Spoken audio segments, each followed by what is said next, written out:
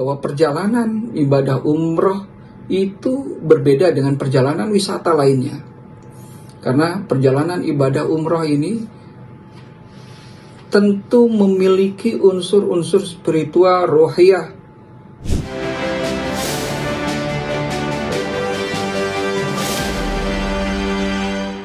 Kita ke informasi lain, pemirsa. Pemerintah resmi melegalkan perjalanan umroh secara mandiri melalui Undang-Undang Nomor 14 Tahun 2025. Terkait hal tersebut, Asosiasi Penyelenggara Haji dan Umroh RI atau Ampuri mengingatkan umroh bukan perjalanan wisata karena memiliki syarat dan rukun.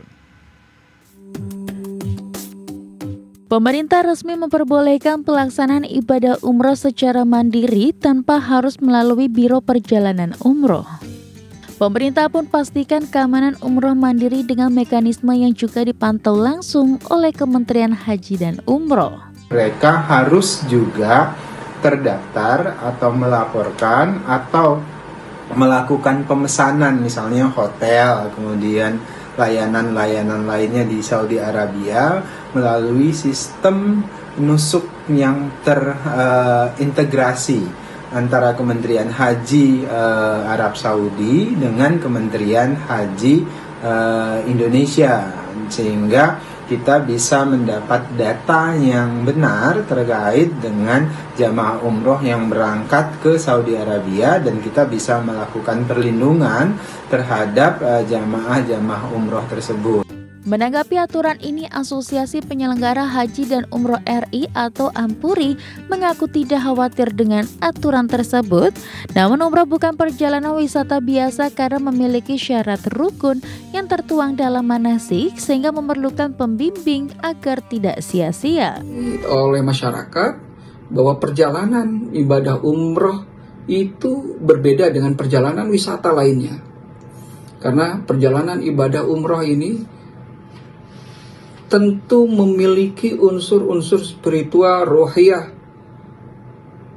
dan juga ubudiyah. Sebuah perjalanan undangan Allah Subhanahu wa Ta'ala yang memiliki syarat rukun yang tertuang dalam sebuah manasik.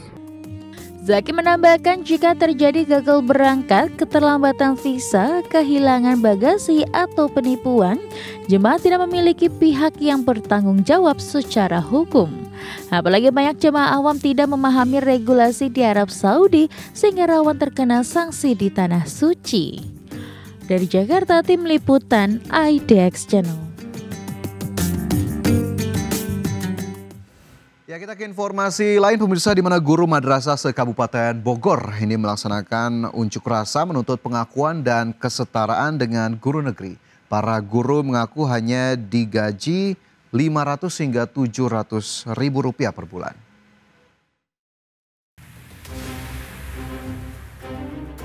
Masa guru madrasah se-Kabupaten Bogor, Jawa Barat ikut berunjuk rasa ke kawasan Monumen Nasional Jakarta Pusat.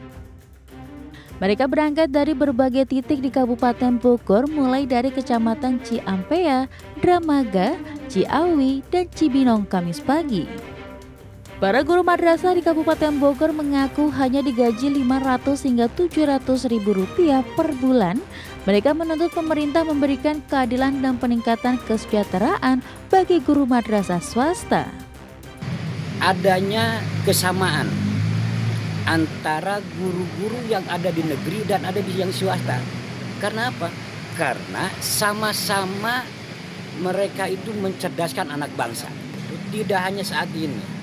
Seandainya tuntutan itu tidak diterima atau tidak dilaksanakan oleh pemerintah di pusat, tidak akan terus kita melakukan bahwa aksi selanjutnya terus-menerus.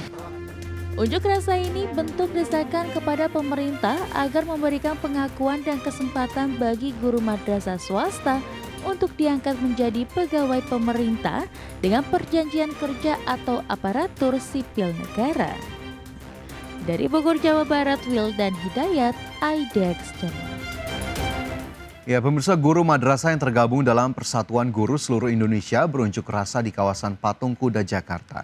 Dalam aksinya, guru madrasah menuntut diangkat menjadi pegawai pemerintah dengan perjanjian kerja atau P3K.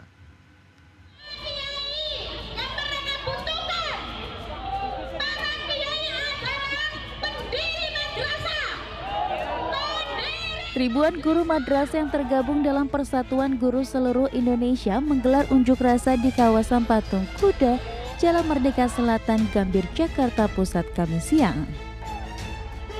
Dengan membawa berbagai atribut dan spanduk, massa berorasi meminta Presiden Prabowo untuk mensejahterakan guru madrasah.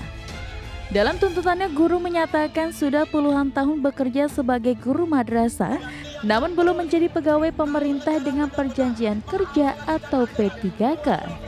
Hampir 1 juta lebih guru madrasah di seluruh Indonesia masih berstatus kerja kontrak. Aksi yang dijaga ketat aparat kepolisian Polres Jakarta Pusat ini akhirnya membubarkan diri setelah beberapa perwakilan mereka diterima oleh staf kepresidenan. Dan satu tuntutan utama hari ini ingin ketemu dengan Pak Presiden, tetapi beliau tidak hadir. Tuntutannya cuma satu, kita ingin guru-guru madrasah swasta yang sudah mengabdi puluhan tahun di negeri ini itu bisa diangkat di P3K-kan. Jadi ketika sekolah-sekolah swasta di Indonesia,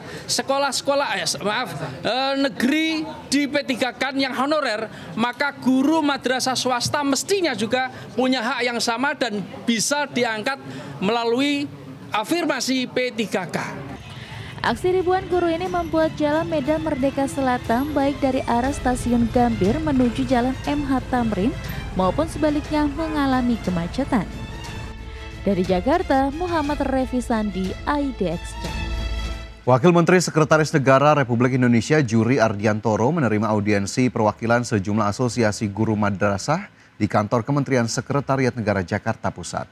Salah satu keluhan yang disampaikan perwakilan guru terkait nasib yang kerap dapat diskriminasi dibanding guru sekolah umum. Komitmen Pak Presiden tentang pendidikan itu sudah nyata dan jelas bahwa tidak boleh ada anak Indonesia yang tidak sekolah, baik sekolah umum maupun sekolah madrasah, sekolah agama. Kemudian yang kedua, tidak boleh ada fasilitas atau pelayanan pendidikan yang tidak maksimal. Oleh karena itu, selama menjadi Presiden, Pak Prabowo punya komitmen untuk memperbaiki seluruh fasilitas pendidikan, kemudian juga pelayanan pendidikan supaya pendidikan Indonesia semakin bermutu, semakin berkualitas. Kemudian yang ketiga, Pak Presiden juga banyak sekali kan menginisiasi berbagai program penting dalam bidang pendidikan. Ada sekolah rakyat, sekolah Garuda, renovasi sekolah, dan yang lain-lain. Nah, satu hal ini tadi disampaikan oleh para guru madrasah, bagaimana nasib guru madrasah ini yang mereka merasa ada perlakuan yang belum diterima secara baik dibandingkan guru-guru sekolah umum. Ya. Yang pada intinya adalah satu,